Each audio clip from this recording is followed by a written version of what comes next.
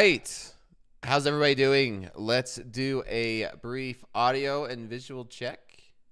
Can you guys hear and see me? Everything good? Audio's good. Visual's good. Ooh, feels good to be back. It does. Feels really good to be back. Feels good to feel good, actually, and not be sick. But I'm just going to jump into it because I see a trade that I might be taking here soon. And let's just jump into it, shall we? Welcome, everybody. Welcome to Slow Markets. I'm Coach Dakota, Coach TBA. As always, in the YouTube chat, there is our Top Step risk disclosure. Read it, understand it. Everything that I say and do tonight is for educational purposes only. We all know that. It's not a signals class. Now, that being said, you can see in front of us, I have the Nikkei, which is the Japanese market. And I'm actually looking to buy the dip, buying the dip here on the Nikkei. The question is, where, right? Do we just buy it for no reason? Is there a reason to buy it? I'm liking this setup. You can see I have my live account, queued up, ready to go. And I'll walk everybody through what I am looking at, what I'm looking for. You can see I've connected, here's a low, here's a higher low. Maybe this could be a nice level to possibly buy it. I've also connected maybe some of these highs, right? These trend lines possibly. Like I'm just going through possibilities, looking at how this market is reacting and looking for an opportunity. If there is one, maybe it will present itself and maybe I can take advantage of it. We'll see. We shall see. I don't know, but it is looking very tempting. Very tempting. We'll see if I could do it. 8 Mile style. How do you trade the Nikkei with low volume? I mean, this is decent volume. You buy and you sell. Should we even bother trading tomorrow? I mean, it's up to you. It really is up to you. I don't know. It depends on your strategy. It's going to be a low volume day. Tomorrow is Christmas. I believe it's a shortened day as well. If I had a suggestion, I wouldn't trade. If you do, use the smaller size. Smaller size is typically better. Typically a lot better. All right, let's zoom in here. Let's see if we could get this. Let's see if we could find this. I think was that it. Was that the buying? We touched that trend line once. I'm going to zoom in a little bit. I like that trade. I think I was a little bit slow right there.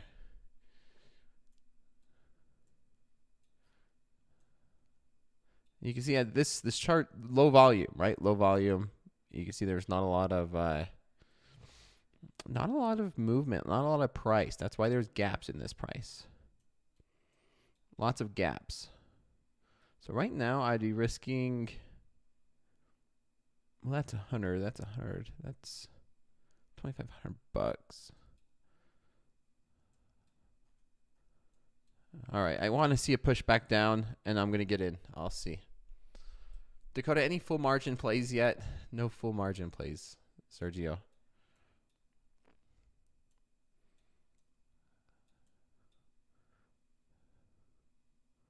I'm going to throw on one right there.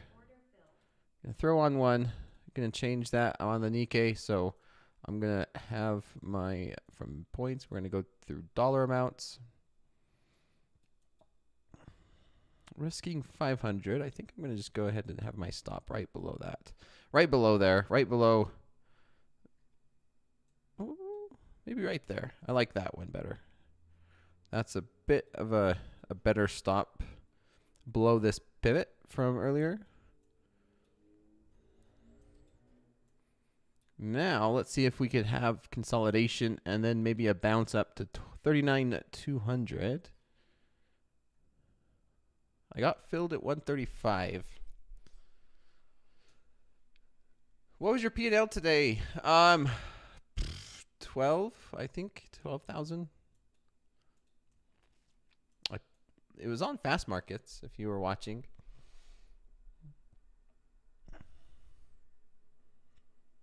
Unlink the chart and choose the window top right, however many windows you want.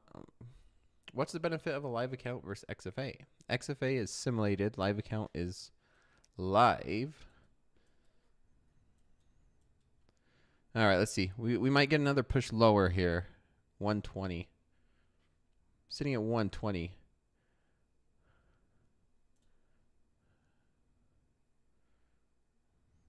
think I might just jump in at 130. Yep, I'm going to jump in at 130. See if it will fill me at 130.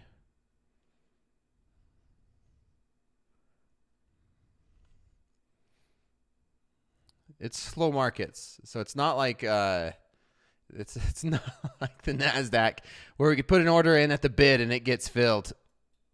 Am I a full-time trader, DJ? Yes. Yep. It didn't fill that one. It didn't fill that one. We'll see if we could.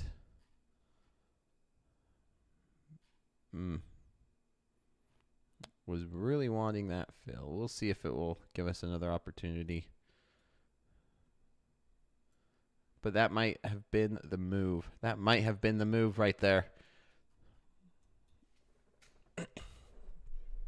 Did my big trade come from the Nikkei before vast markets? Yes, it did. I did post last night the trade I took last night on the Nikkei. It was a long on the Nikkei as well. I want to see a push down. So while we wait, while we watch this market, show patience. I think I just missed scaling in. We'll see if it gives us some more opportunities. Gives me another opportunity to get into this long, trying to be a buyer. And dang, that's okay. There's always more opportunity to be had. With that being said, let's get to some questions. I'll talk about the other markets. Of course, I want to focus on the one that I am trading first, but we'll definitely talk about these other markets. That being said, how's everybody? How's everybody's trading? It is of course, Christmas. This is the night before Christmas Eve, and tomorrow and the next day is considered a holiday. And it's a shortened week, very low volume week. It's if you're not trading, you might as well just take it off, right? Greg Sticks, 3 filled at 39,140. It's been great. There's always next year. Always next year. My voice is still recovering just a little bit. So I'm not like at 100%. Still have a little bit of a cough. Mark Scruggs, what is Santa bringing Dakota?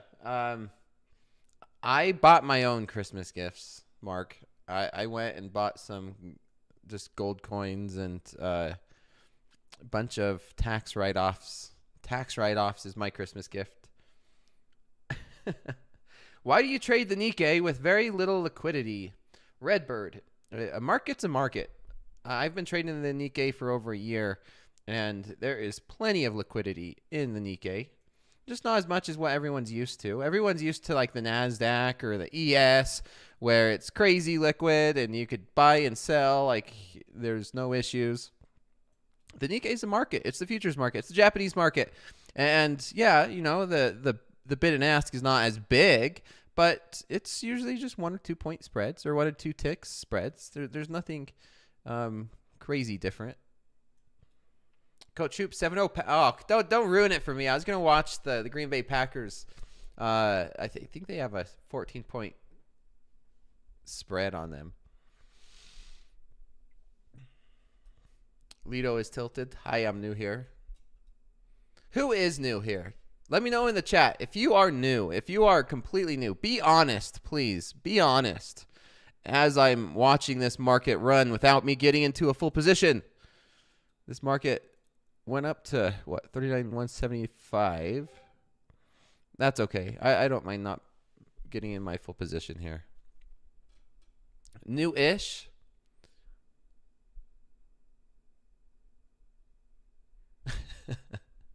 Nikkei still bullish. Yeah, that's why I'm long. That is why I am long. Still slow, but up 100. I trade like I'm newbie here. Well, welcome. Yeah, I mean, even if you've been here for a month, anything less than a month or a couple months is new. Taking a long in Bitcoin here, Hoop. Ooh, let's take a look. We're gonna continue to watch the Nikkei, but let's take a look at the Bitcoin because I was watching it.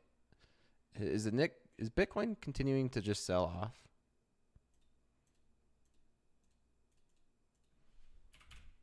Let's take a look. Ooh, I could see why you would be getting in long, Hoop. It filled this gap, right? This is Bitcoin over on the left. Over on the right is the Nikkei. My long trade. I was gonna get into 5 contracts, and I just should have. I was too hesitant. We'll see if it pulls back a little bit. I might still get into my 5 full contracts. Yeah, shoulda, woulda, coulda, right? No gap in Bitcoin, wildfire, and the futures contract. Yes, yeah. There's not really any gaps in Bitcoin, right?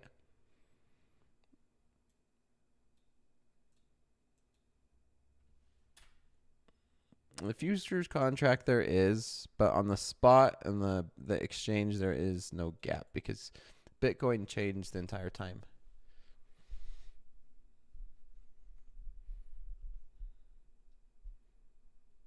Proper team over there. Trades on weekends. Yeah, trades on weekend. More spot trades. Yep, spot trades 24/7. Platinum looking juicy for a run. I don't trade platinum. Let's go through our regular rapid fire because I mean this is the trade setup on the Nikkei. We could just sit here and watch it now. I mean, I guess I wasn't showing this DOM. I wasn't showing the DOM. We could just watch my Nikkei trade play out.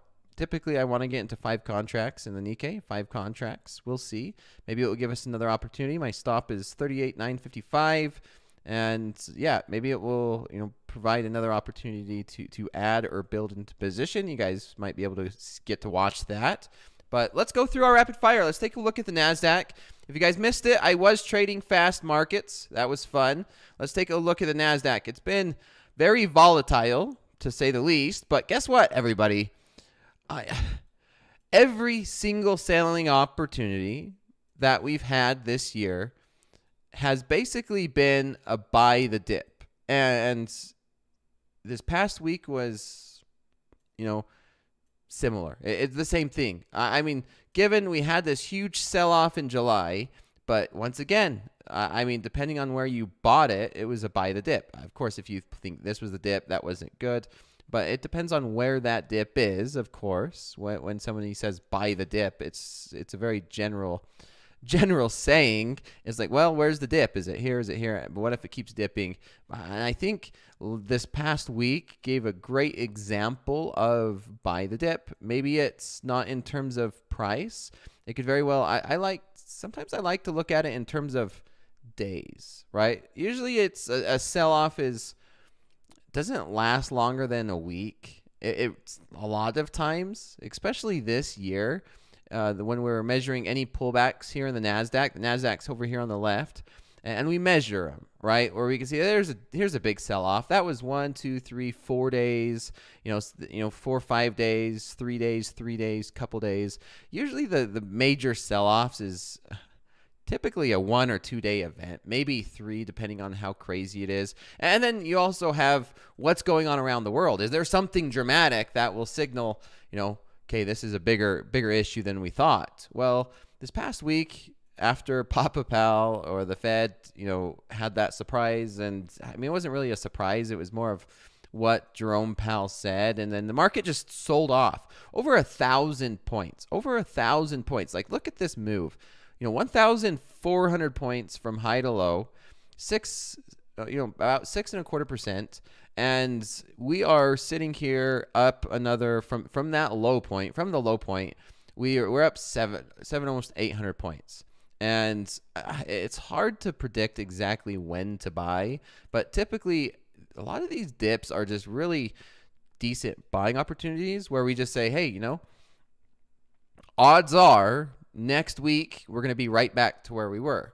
Maybe not exactly recovering the full thing, but starting to, right? The last 2 days, we had Friday and we had today, which has been, bullish. We're continuing to push up. Maybe we get a choppy price action like we did here, right? Where look, it's kind of weird. Like sometimes we get price action like this. So maybe we get that price action. It is the end of the year. There's a lot that's going on when it comes to taxes, when it comes to all of this, and you just never know exactly what's going to be happening. We're talking about Santa Claus rally. Did it start Friday? Are we going to see a continuation? You just never know. But typically for me, it's usually at looking at these as buying the dip opportunities, not looking for huge giant moves, but looking for in direction to the trade to try and position myself. So the next thing I like to do, let's do it. Let's take a look at this. There's two things that are at play. This is an hourly chart here on the NASDAQ. And the first thing I'm watching is this. There's a lot of resistance. Everyone could see that. I'm going to zoom in like that. So there is a lot of support and resistance around this 21,700 zone. Now I say it's a zone because this is a big area. This is a big area and it's a big zone. Let me zoom in for everyone to see.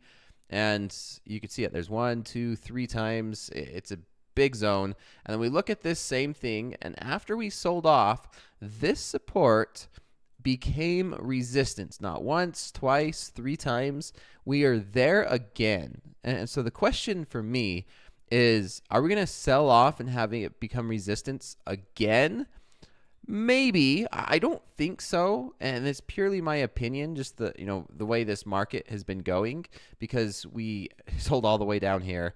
We had a double bottom form, lots of buyers stepping in. We're testing these highs, and so there could be a trade to where we break out and we come to this next area of resistance, where's that going to be? I'm thinking it could possibly be, there's some support and resistance right around this upper 800s, lower 900s zone.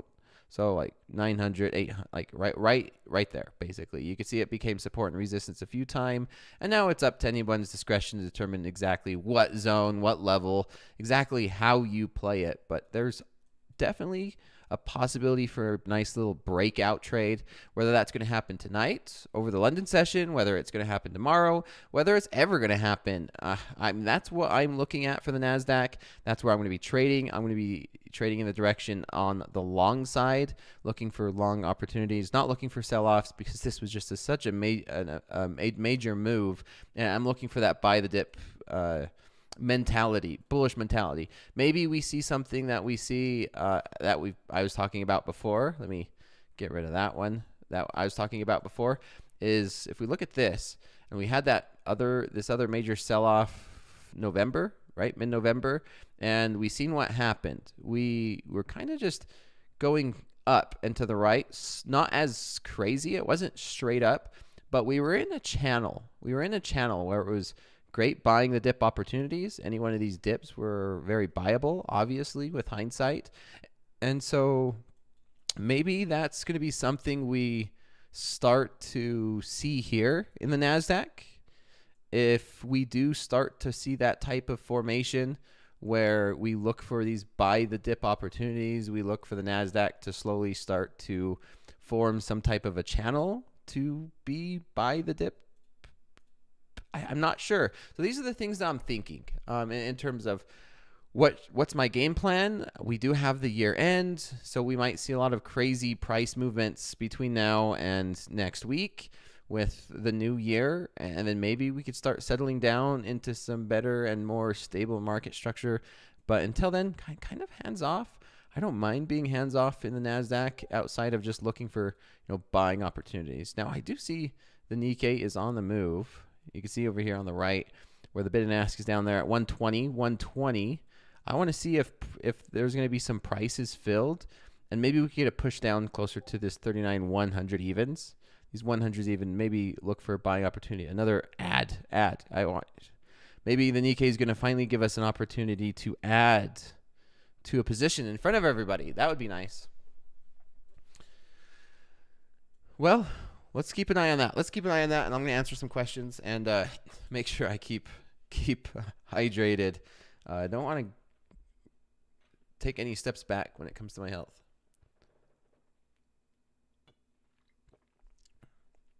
Let's see. What time is the gold buy steps in? I'm not sure what you mean by that, Wildfire. There we go. There we got that move.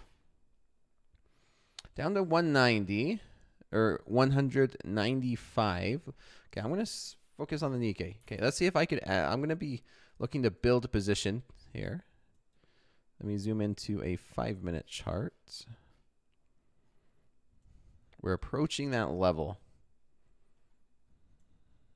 I want to build 5 contracts. 5 contracts is my target position size. So let's see if we can do that. 75. Oh, 75 might be nice.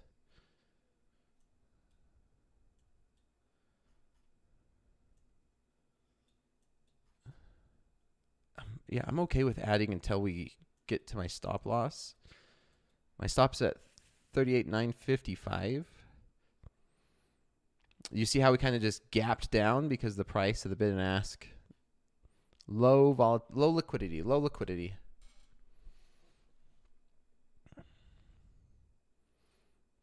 I think I'm just going to add one here. Yep, I like that. I actually really liked how we just recovered. There was no follow through yet. No follow through. Let's see. Get in. Okay, I'm in 2. What's the reasoning for the gaps? It's just liquidity, right? You see the bid and ask. Sometimes the bid and ask will get below the previous price. Sometimes the bid and ask will be above the previous price. It all depends.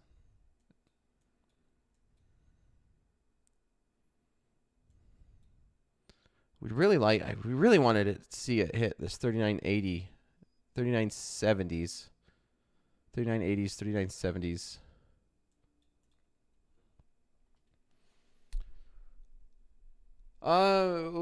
Here's a good question. Oh, now we're starting to get some good questions. Do you think the NASDAQ is wedging and that we could get a breakout? I'll have to go back to the NASDAQ a little bit later. Do you reduce lot size or lot order size during slow markets? Just curious. I trade micros in slow markets and switched to mini during the New York session. It depends. If I'm looking at higher time frames, then yes, I will reduce my size. If I'm trading on a higher time frame or overnight, typically I try and build into a position, and it's more about risk management of how much I'm looking to risk in the dollar amounts. I talked a little bit about fast markets. This morning during fast markets with Tim, we had some good conversation about position sizing. So like, for example, I want to risk $5,000 on this trade. Then I mean, is that 5,000 going to be 3 contracts? Is it going to be 4 contracts? Is it going to be 5 contracts? It depends, right? If I'm looking to risk $5,000 on this trade, it depends on where the market structure is.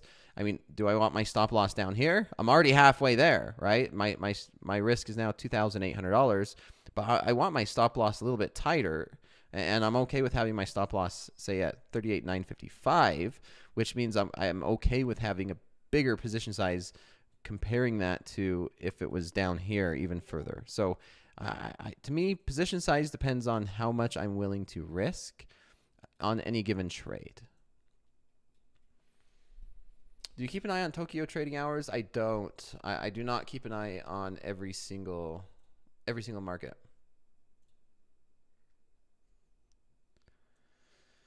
But it's slow. It's very slow. Look, you can see over here. See that? Where the bid and ask. The bid and the ask is about 2 ticks lower than the previous filled price. Previous price that was filled, it was $39,110. Bid and ask is lower than that. So I'm going to watch this, and I'm going to try and build into 5 contracts. And you can watch it. Redbird, no. 5K risk is not going to hit my daily loss limit. This is, now reminder everybody, this is a $360,000 account, $370,000 account, depending on whether I've had a losing or winning day or two. So this is a bigger account size. It's a live account. So this is my live account. All right, I'm going to add. Let's see if we could get this. I like how we continuing to hold here. So I'm going to see if I can add. You could see my orders go through. This market has not that much liquidity, so you can see my orders go through the market.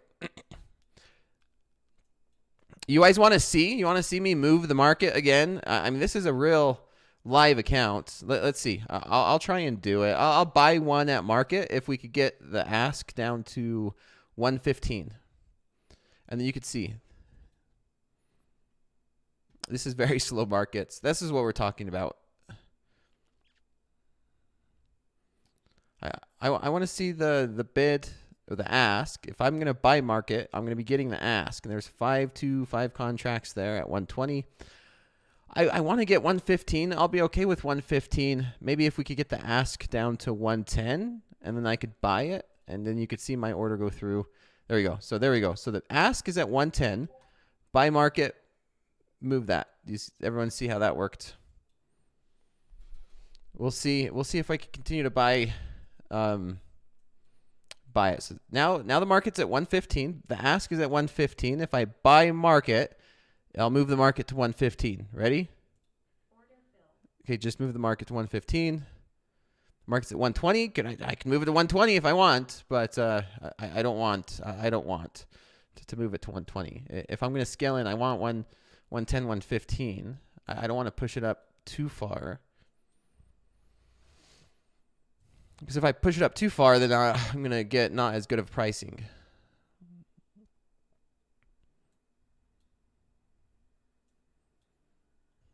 Now, this is something you cannot do in a sim account.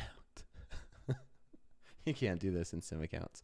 Sim accounts, you could just get whatever price you want and as many as you want and for whatever without worrying about this stuff. Risk is about 3,300.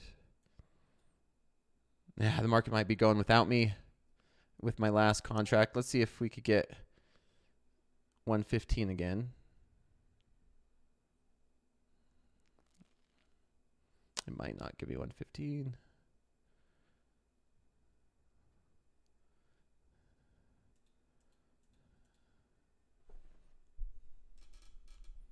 Yeah, thank you first in. Don't let me know the Green Bay Packers score. I'm going to be watching the highlights later. And if I know, then it kind of ruins watching the highlights for me. Talking NFL. Yeah, 20. Yeah, you could buy at market 1,000 contracts in a sim account. And it's not going to do anything. That's the difference. That's the difference between a live making real money in a real exchange on a real market versus sim accounts. Do I see a big difference in live or sim? I mean, it's not extremely dramatic to where it changes your whole strategy. It shouldn't be, but there is a difference depending on the volatility. My first take profit probably going to be, I don't know, up here towards 300.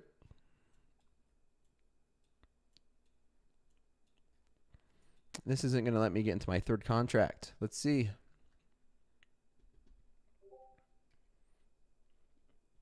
How does the movement on the JP225Y relate to the Nikkei futures? I mean, the Nikkei, I'm not sure. I don't look for correlation. So I don't watch those markets and exactly how they correlate to this market. This is the Nikkei, the Japanese future, Nikkei futures, the Japanese market, and I look at this completely independent of like the other markets.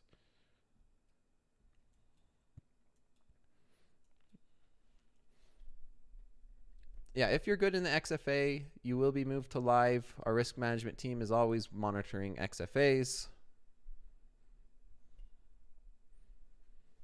Dakota, in your early trading days, how would you recover mentally from a big loss? Ooh, yeah. When I first started trading, taking losses was pretty dang hard. Sometimes it still sucks because now when I take a loss in front of everybody, it's not like it's me, myself, and I, where I'm taking a loss in front of one person. I'm taking a loss in front of, thousands of traders, and obviously social media where everyone's looking and saying, this person lost live. And so there's a lot more pressure now than I've ever had when it comes to just this day trading, the day trading side. But I'm used to it. I'm used to taking losses. I'm used to all of that. And losses are part of the game. It really is. It's process over profits, over and over and over again. And yeah, here we go. Let's see if we could continue to find buyers other than me. So far, there's been one or two other buyers getting filled at market in here outside of me. I'm one of the 5 buyers in the market. I pushed the market from 110 to 120. Someone else pushed it up to these 145s, 150. Looks like we might be seeing them continue to buy it. I don't want to buy now. I might wait for a pullback back down to those 125, 130. And because I could buy now and push it up to 155. I don't want to do that. I want to wait and get the price I'm wanting. Someone else did right there.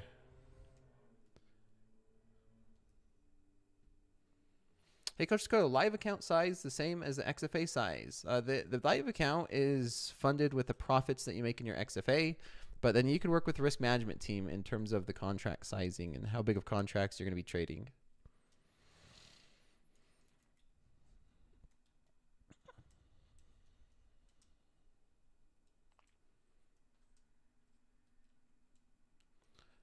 Hey, I made 3,000 in one day on the demo account thing on Topstep X. Will I get my Express account soon? I made it all in one day, if that matters. Sorry if this is a dumb question. No question's a dumb question, but I cannot say any of the technical questions. I can't answer support questions because I don't think it would be right. I don't even think I could give you the right answer. I just know that there's parameters that show on your dashboard. And if you have any questions, you could always reach out to support. What are your conditions to move your stop to break even, or do you even move it? So my condition to move my stop to break even on this example would probably be if we start to break through this, 39,190 zone. If we start to go up and break through this, I wouldn't move my stop to break even. I'd move my stop to probably right here around this 39.85 level. So I'd probably move my stop up like this, 675.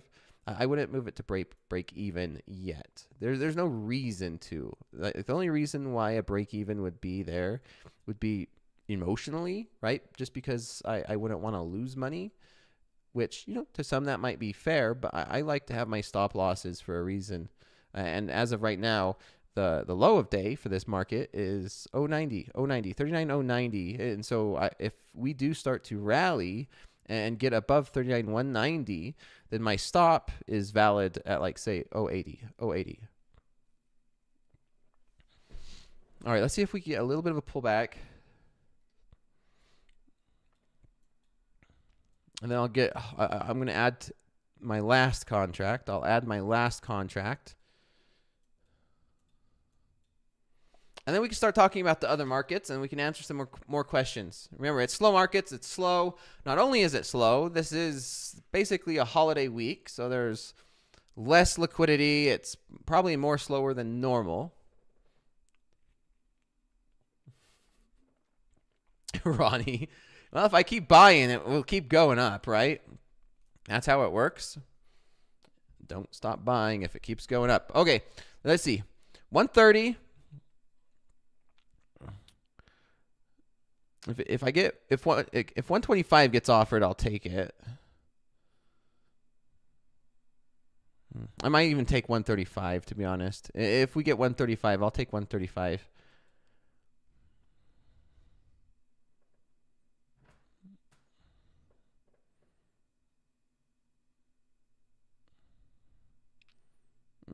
They don't want to offer it, though. They're offering 140. I don't really want 140. I'll take 135.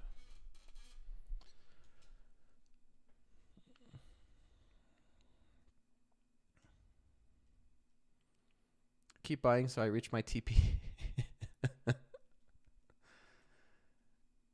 It's slow. This is slow markets. This is me getting into a position. I can't just get in just all at once. Well, I mean, I could, but I wouldn't be getting the exact pricing I'm looking for, and I wouldn't be, helping my case by any. I mean, there's many ways. Sometimes I'll scale into like 10, 15 contracts, and you can't really just buy it without moving the market in a live account, right? Because if I was to buy 10, I'm going to be getting filled some of those contracts at 150 and at $25 per tick per contract. I mean, it could get pretty big, right? That's when we're talking about bigger slippage. 10 contracts at $25 a tick, that's $250 a tick. And so price matters a whole lot more when it comes to those sizes. Like I don't want to pay an extra $500 when I could, try and be patient, wait, get the pricing I want, and not have to worry about too much of slippage. All right, here we go. Let's see if we can get them to offer a little bit lower. What's the target on the Nikkei? I'm probably going to be looking around this level. This zone. Going to be looking for this zone. It's a zone now.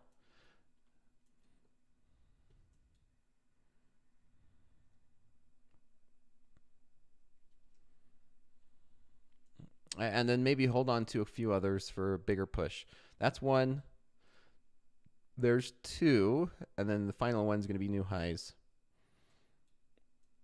They never did get that 130 offer for me. 130, 135. That's okay. That's okay. Fast markets on Topstep TV during the day show was actually pretty dang good.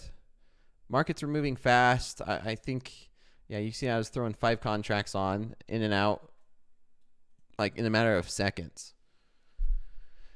Yeah, I'll go over gold after this. I want to really try and get to my last contract here.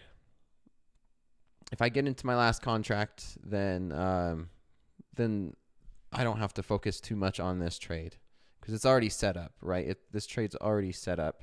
Here we go. It's offering 30. Let's see if one more push. I'll take 30. There we go. I got 30. See, I brought the market down technically. See, there we go. I got my 30. Now let's see. It might now watch. It's going to go down. It probably would have been able to give me something cheaper, but that's okay. See my order go through. One contract can move this market in low volatility, and we can watch it. Let's watch it. And while we do that, let's take a look at these other markets. Let's take a look at. What should we watch? We should take a look at. Let's go back at NQ and then pull up gold. And I don't want to do that. I have to switch this back. Actually, let's do this. I want to make sure I'm doing the right thing. We could take a look at gold on here. Let's take a look at gold, and then I don't want to talk. I'm not going to spend time talking about crude oil. Crude oil has been very choppy and messy, but we'll talk about gold. You guys could follow along with the Nikkei. Gold I'm actually liking gold. This is gold on the 1 hour chart.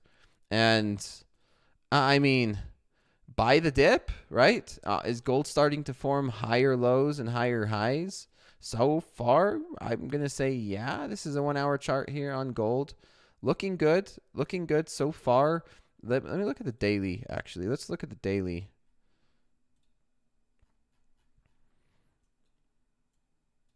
You know what? To be honest, I mean, you could see gold's in an interesting spot, right? It seems like this 2660 to 2680, like this zone has been almost like a magnet for gold. It looks like we tried to rally above it, sold right back down into it. Try to rally above it, sold right back down into it. And maybe this is an example of we tried to sell off, and then are we going to just be bought right back up into it? Maybe. And I think this could definitely be a case. Maybe you see kind of a double bottom. Maybe we just go back to 2660, 2680. And then if we start to zoom in, I think it's more of the same, right? We take a look at the hourly chart, and maybe it's more of the buy the dip. Can we clear through these 2630s and then make a rotation higher?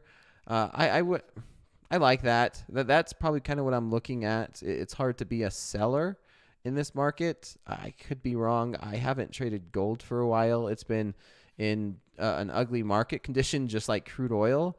There's, to me, not been as great of opportunities to be trading gold. I mean, not as bad as crude, but pretty close, pretty close. Gold's a little bit easier than crude as of late, just because it's not as choppy, but it's still kind of close. I don't know. From a technical standpoint, it does look like we could break through these lower 30s and have a leg higher up back into these 40s, lower 50s zone. But other than that, I think it is the holiday week, and I'm going to pass on gold. Shall we just take a look at crude for a moment? Yeah, see how ugly crude is? I mean, well, it's just up and down. I know JD talked about it today right before fast markets. Range bound, very range bound. Range bound trader, buy low, sell high. Nothing wrong with that, and that's all there is to this one. It's a rough one, so I think I'm just going to pass on crude.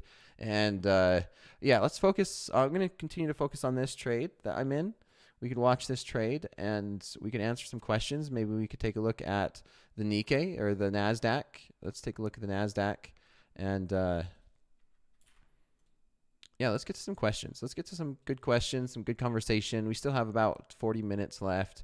And it's slow markets. Slow markets. We could watch this trade play out and go from there. I might even consider closing out of this trade early, to be honest, with it being basically, this is Christmas Eve, technically, right? This is the day before Christmas. This is the market price action the day before Christmas. So I might even close out of this trade early, depending on how the price action is.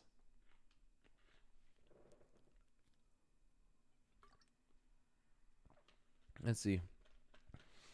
Glad you're feeling better. Did you take any trades while being sick, or just wanted to watch the market, or just watch the market? I took a couple that I had losses on last week. Last week was a rough week from my trading and just in general.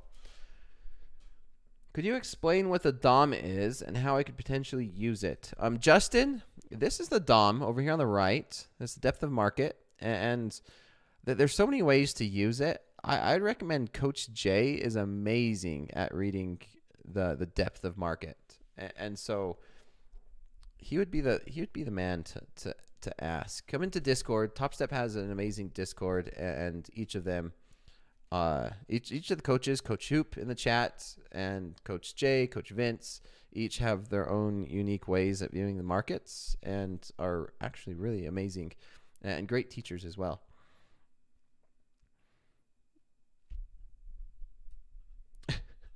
We could just pull up the football game. Let's go through. Any more questions, everyone? Should I end? Let's just follow this trade. And I know it's a slow trade. This is a trade where I typically have it. I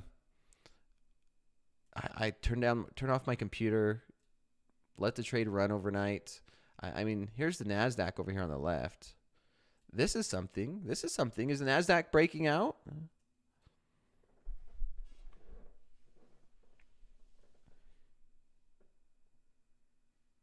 Am I saying you should pay for level 2 data? No, I'm not saying that. I wouldn't even I don't even recommend paying for level 2. It's nice to see. It's nice. Does my strategy depend on level 2 data? No. If you guys watch me trade, my strategy and the way I trade does not depend on level 2 data.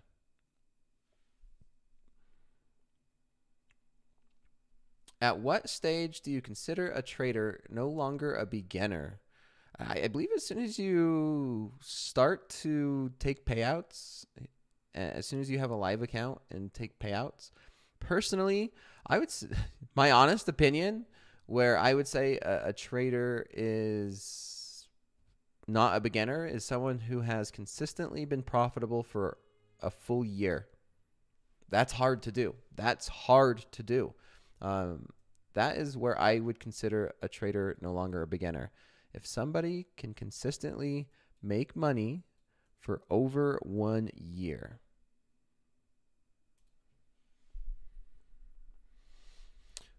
Vasio, is there a video or anything you explaining your strategy? I try and explain it each and every night. I don't have a condensed or consolidated video explaining my strategy. It's basically technical analysis. My strategy is mainly just technical analysis followed by proper money management. So many fake outs on the tape. The chart tells the story. Chart is everything for me. Technical analysis, chart is everything for me. Coach Jay, other traders say the exact opposite, but everyone has their own way of trading and the way they view the markets. We are always students of the market. Yeah, even me. I don't even know everything. I'm not even, I tell traders all the time. I tell everybody all the time, I'm not the best, and I'm always learning. Always looking for ways to learn and improve my own trading. The day I start to think that I'm the best and the day that I stop learning is the day that I stop improving. Always learn, improve, become better. Starting to see the NASDAQ. I mean, is this a breakout 10 points? I mean, it's movement, right? We're watching the Nikkei follow along with it a little bit. If the Nikkei could break above 150, if we could get above 150 in the Nikkei, I would like that. If this, okay, here's an example. If I was not in a full position already, I would be willing to push this above 150. If I was not in a full position, let's say if I was in one contract or two contracts, I would be willing to try and break through this myself. See, there's 17, 18, 19 contracts right there at 39,150. And if I wasn't in a full position, if we got up there again, see, there's two contracts at 140.45. Right now, I could buy two and eat away at that position size. I would actually wait. Sometimes this will go away. And as soon as it goes away, I would look to buy market at 155 and try and push it through myself. Sometimes that's all it needs is a little bit of a push. And I don't mind doing market, or is it that? Coach Hoop, Dakota, are you trading tomorrow? I mean, technically, yeah, I am, right? This is tomorrow. This is one trade. I'm not going to be trading tomorrow during the New York session. I'm doing this during class. This is a decent trade setup here in the Nikkei. And you can see over here on the NASDAQ, this is possibly a breakout trade. But yeah, this would be my trade. I'm not going to be taking any trades tomorrow during the New York session.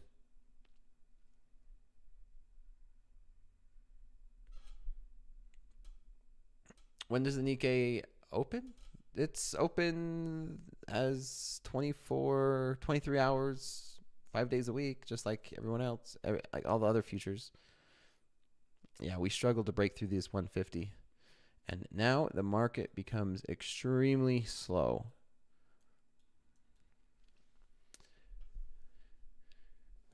If the NASDAQ breaks out, do you think 800 will be a good profit target? I don't see why not, right? I don't know. I mean, like I said, once again, this is not financial advice, and this is for educational purposes only. But if I was long, yeah, sure, there's going to be some profit taking right there at the high of Friday. That's the high of Friday. This is the area of resistance, so it can be an area of resistance again. That's possible. I do like this setup on the NASDAQ. Like, that is this a bullish flag? Is this a bullish flag? I mean, it's looking like a bullish flag. It's possible. It's possible that this is a bullish flag and we see continuation through up towards 21,800.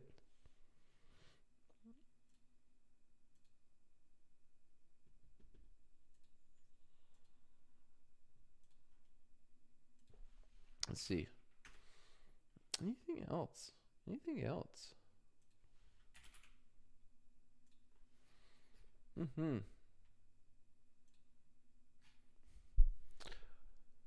Oh no, of course. Just wanted your input. Okay. That's it, guys. Came up with a trade-in song and the perfect trade song. The worst. It's slow markets. There we go. We're pushing through this. We're getting through 150s. So slow market. Such a slow market. 150. Looks like someone got 155. See where the ask? The ask is at 160. If I buy market, I'd push it to 160. And then I could kind of just buy market, push it to 160. I could push it myself. But you can see, imagine, like there's nothing. Look, there's nothing in these 300s, just ones and twos. It's very, very low liquidity tonight, especially during holidays. So I'm going to watch this. I might consider getting out early if we get a break up towards this 200 level. If NQ long that bull flag.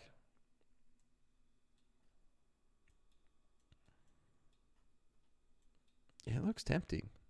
It looks tempting. Piggy bank. By the way, guys, I am not trading this week until after the holiday, probably January 3rd. Well, that is probably the right decision. Really. Jace Harmony, Dakota, you can't honestly believe you are able to move price, right? I mean, by a few ticks, you watched it. I honestly believe that I cannot move price more than just a few ticks with 5 contracts.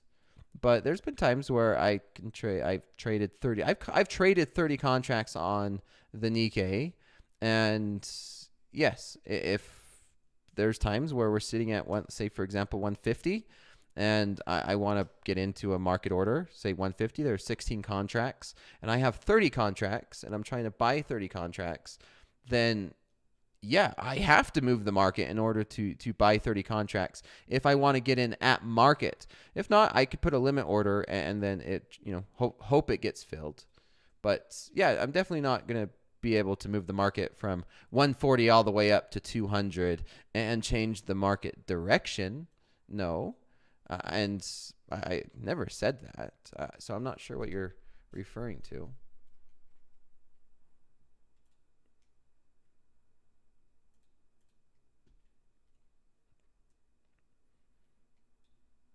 Yeah, buyers and sellers do move markets. I mean, you could rewatch this video. That's the reality of a market. If I want to sell market 30, I have to get 30 contracts. If I want to buy market 30, I have to get 30 contracts. Now, where does those 30 contracts come from? Well, like I said, limit order has to get filled by someone. Or if I really want to get in, then yeah, I could push this market with 30 contracts up through maybe 165. I really could. And some days and sometimes when it's only 5, see if there depends on how many contracts are at the ask. If I want to buy market, if I buy market 30 right now, I have to move price. That's the reality. That's how trading works. In order for me to buy market, I buy the next 30 contracts at market, which now it would be at like almost 180. I would personally move this price from 150 to 180, buying 30 contracts. Depending on how many are at the ask at any given time, it moves it. I mean, you can see how it's continually fluctuating, right? It's not going to change the whole entire sentiment of the market. There's no way that an individual person could say, yeah, I'm going to buy, and it's going to change this entire market and move it all the way up with 30 contracts. No, someone will need, maybe a couple hundred and really move that market. And I don't know, you could always see how much volume has traded. And yeah, 200 contracts can move this market definitely, because look how thin this order book is. I don't even know if you could is there 100 contracts to fill if you do at buy market? I mean, there might be 100 contracts. If you buy market 100 contracts, then yeah, I'm pushing this thing to new session highs, right? So it depends.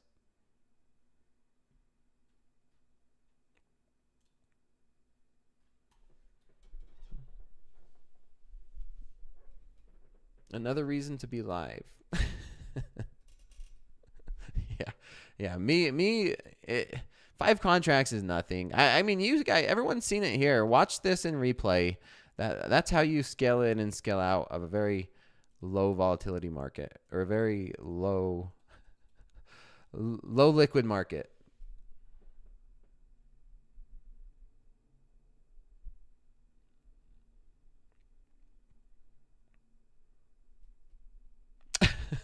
Well, what would the risk team? No, the risk team would definitely be asking me questions. Well, how do I plan on trading those 200 contracts? 5 contracts, 5, 10, 15, depending on how the market conditions are, depending on how my trading is. I don't mind doing up to 30 contracts, but I mean, you can make or lose a lot of money with just 5.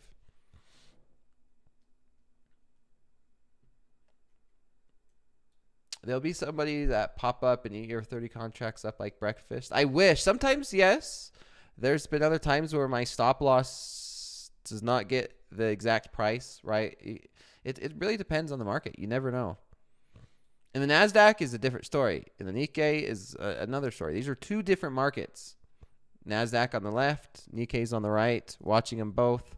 And they are 2 different stories.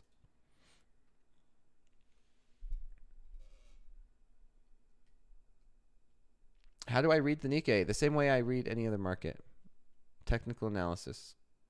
I'm just looking at a smaller one, right? I'm looking at a smaller time frame. Just watching it. If we do get a push up, you'll see me get out of the market. You feel like 5 micros on the MNQ is fast? Yeah, it depends. John Meyer, you can move your stop order. What I missed? The stop orders, like a stop, it will not show. Limit orders will. Stop orders won't. Yeah, see, look. If we go down to my stop order, there's nothing there, right? Look, nothing there. Yeah, see, stop order is not on the books in terms of showing, like, there's no 5 buyers right there. It's a stop order. Limit orders, yes, will. See, right, if I wanted to sell 5, let's look at this. Sell 5. If we get to my take profit, let me just move this. Let's take a look. Let's say if we could get up to 240, I would like to take profit. And I want 240 to fill. I put 5 on. I see a bunch of 4s, 5, 6, 7. If I want 240, I put a sell limit at 240. And you can see there's now 9 contracts right there at 240, right? That's my take profit, 240. Now there's 4, 9, and we'll see if it will hit that take profit. See, there's a difference.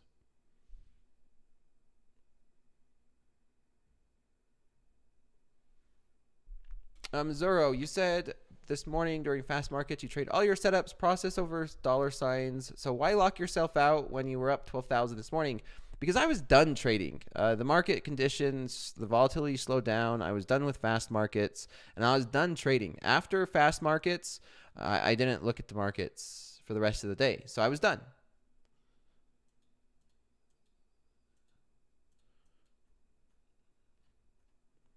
I see my take profit sitting there. I think I might just scale out instead of just all at once. That's still so cool to see. You get used to it. I mean, you can imagine when I'm trading 30 contracts, that 30 contracts is going to show up, right? If I put a sell limit for 30, then yeah, that definitely can make a difference. If you guys remember, I was on Coach Jay. Coach Jay, you remember it was earlier this spring, earlier during the summer, where yeah, 100%. That was the case. Where we were carving it up, 30 contracts on the order book, scaling in, scaling out. That was fun. Here we go. Let's see if we could get this. Let's see. I want to see. Let's take a look at that. Yeah, beautiful entry now. I like that entry. If we could see a continuation, see how the bid and ask, 160 for the bid, 170 for the ask. If I was to buy market, it'd push it to 175 now. A buy market would push it to 175. Let's see if we could get this movement to the long side. Kevin, why is there so many gaps in the Nikkei? This is why, right? The last filled price is below the bid and the ask. If someone was to buy market, then the next filled price would be 175. It's a low liquid market where there's not a lot of market orders coming in at this. See, bid. If I was to come in and buy market one, it would fill at 175. Then there'll be a gap between 155 and 175. Now, this is advanced. This is pretty advanced, everybody. Please understand, this is pretty advanced from what you typically see on fast markets. It's slow markets. It's holidays. I built a position earlier. Feel free to rewatch the beginning of this. If you're late, rewatch this, please.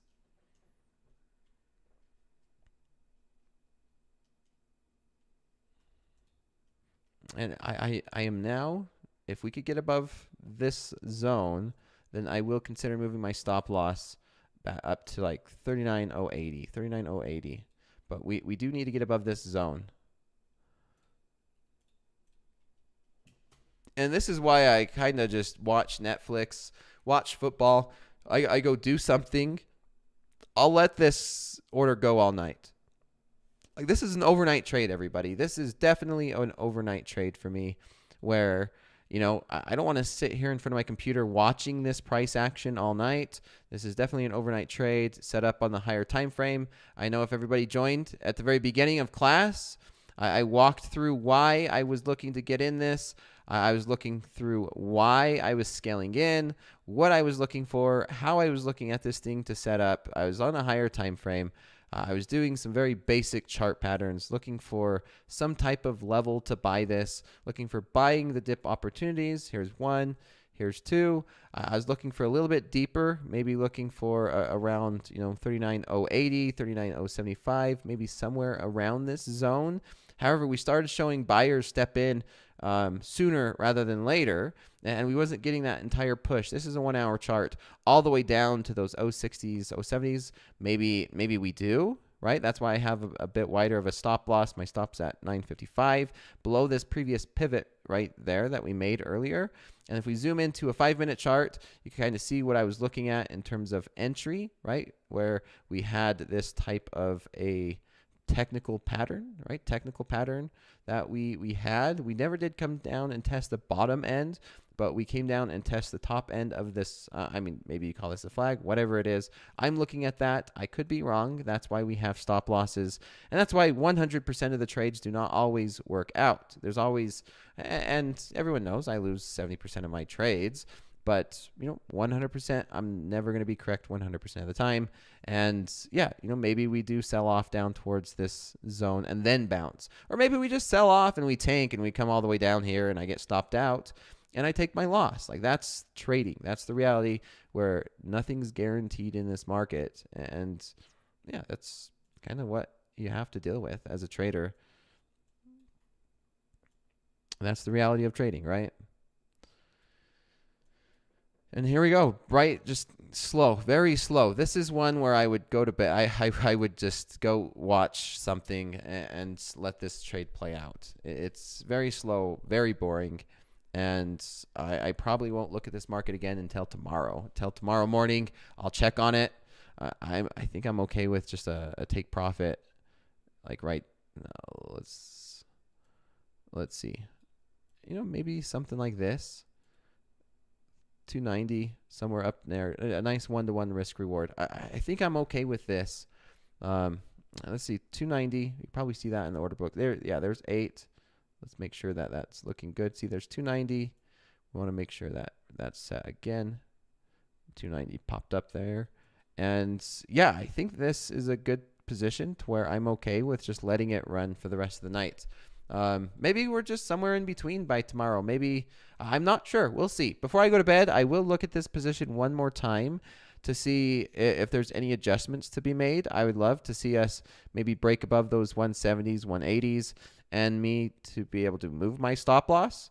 That's where I would love to have my stop loss if we find some more buyers and break through those 170s, 180s. And then I would be in a really good position, risking 1,000 to make 4,000. But as of right now, I'm fine with this risk. And yeah, I think that's the trade. That is definitely the trade for tonight.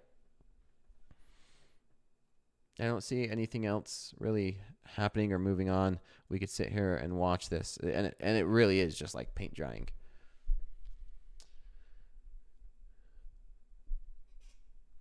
Coach J, watching someone trigger stops in real time is pretty cool. No, it's not. You're talking about watching someone stops get triggered, or are you watching someone else trigger stops? Watching someone stop get triggered sucks, especially when it's your own. But watching someone trigger stops is cool. Halftime. What time frame will Nikkei be overnight? Not sure what you mean by that. Should we do a runabout? Let's take a look at the NASDAQ. Anything else moving tonight, guys? No, it's just slow. It's just so slow. And so sometimes it's better off to save the mental capital and rest, not think about these markets, take some time off. And yeah, you can see nothing's really happening. The market will be back when you come back from Christmas break. Yep, no Topstep TV, no TV on Tuesday and Wednesday. It's a holiday. Spending time with family, taking a rest, not thinking about the markets.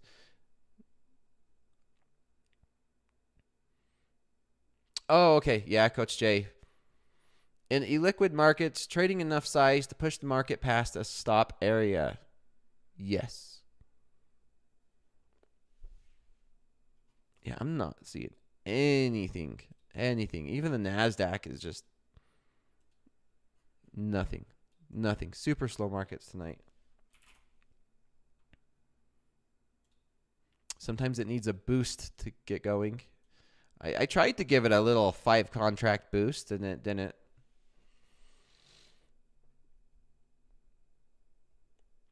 Oh, interesting. I rarely ever see my take profit hit. I'm usually asleep when that happens. Wow, that's amazing. That's discipline. That's great. Hopefully you don't wake up, or hopefully it doesn't get to your sleep as well. Do you leave the Nikkei time frame on the 15-minute, 60-minute overnight trading? I usually have it on the 5-minute chart, to be honest. Most of the markets I watch on the 5-minute. I do my analysis on the hourly and get everything set up on the hourly chart. And then whenever I watch or I monitor it, it's on a 1-minute, or not 1 minute, 5-minute. 5-minute, hourly, 5-minute, all that. I don't look at 15 minutes very often. Gold is breaking out. Is gold moving? Do we have a market moving? Oh, I don't have it on this one. I have to do on this sim. Is gold moving? Slowly. Everything's slow. Gold looks like it might be breaking through these 33, 34, but everything's fairly very, very slow.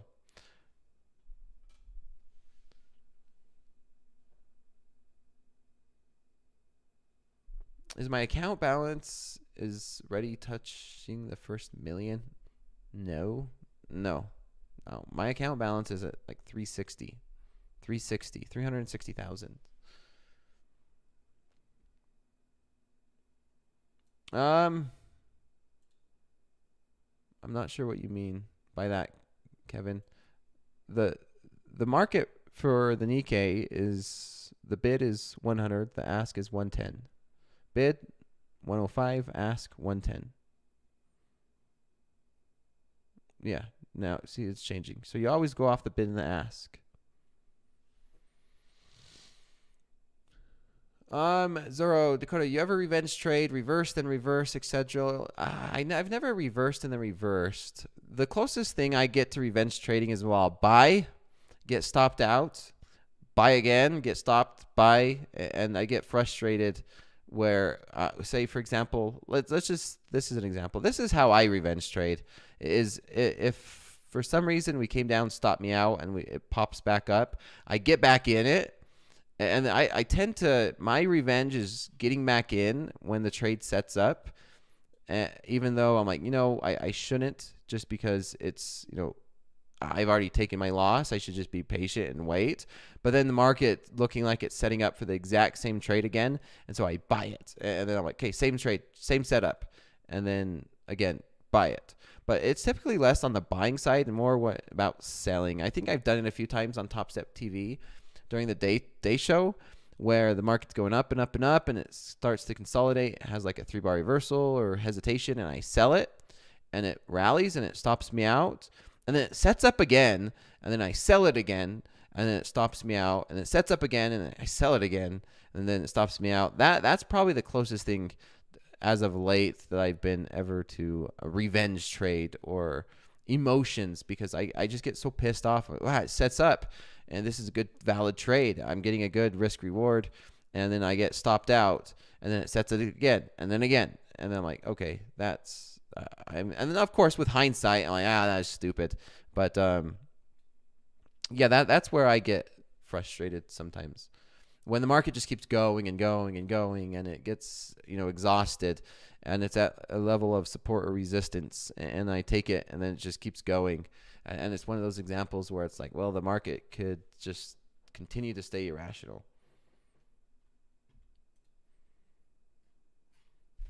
Continuing to stay irrational. Like this is just dead. This is slow. Nothing's really happening. And so I'm okay with like just turning my computer off and seeing where it goes.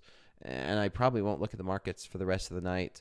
I might look at it to move my stop if we do go up, but yeah, I'm not going to be looking at other markets. I'm not going to be looking for other trade opportunities. I might not even look at the market tomorrow after I manage this one trade. And after I manage this trade, I'm probably going to be just not looking at the markets until after Christmas. After Christmas. Zero, yeah, same direction. I'm the same direction kind of person where I will hit my head against the wall a few times in the same direction. Yeah, Ronnie, and that's why I do it, is because it's a process, and it's knowing the risk rewards, and it's understanding the probabilities. And so a lot of times it works out because it's statistics. But then sometimes when it doesn't, it frustrates the heck out of me. Where it's like, I hit my stop loss, I bought it again. I hit my stop loss, I bought it again. And then like the third or fourth time, the same exact trade worked out, and I got a nice, 4-to-1 risk reward, and overall, 25% win rate, but yet it's profitable.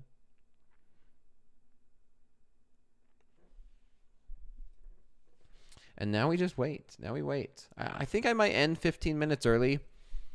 2 more minutes. Let's get to some final questions. I'm going to end 15 minutes early. Everything's just very, very slow. So I'll answer a few more questions, and I think we could call it an evening and go and enjoy our 3-day weekend back to back.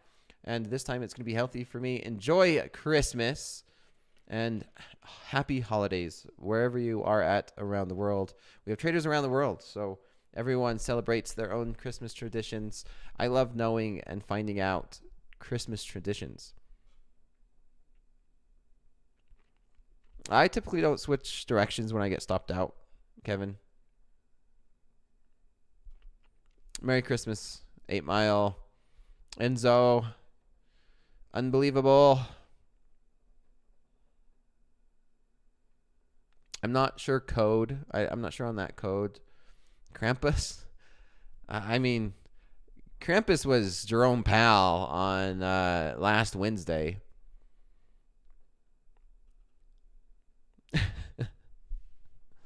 We're starting to find some buyers. Talking about Christmas. Buyers are coming in.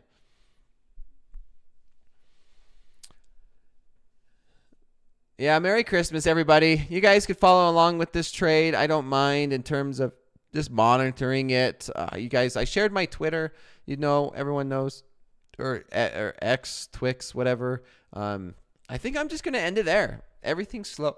Everything is slow. It's Christmas. It's holidays. And so take care, everybody. If I don't see you or hear, or if I don't even make any comments for the next few days, I'll be on Topstep TV Friday. I'll see everybody Friday or maybe even Thursday night for slow markets. Until then, everybody take care. Enjoy. Merry Christmas to you, Jay, and everybody enjoy.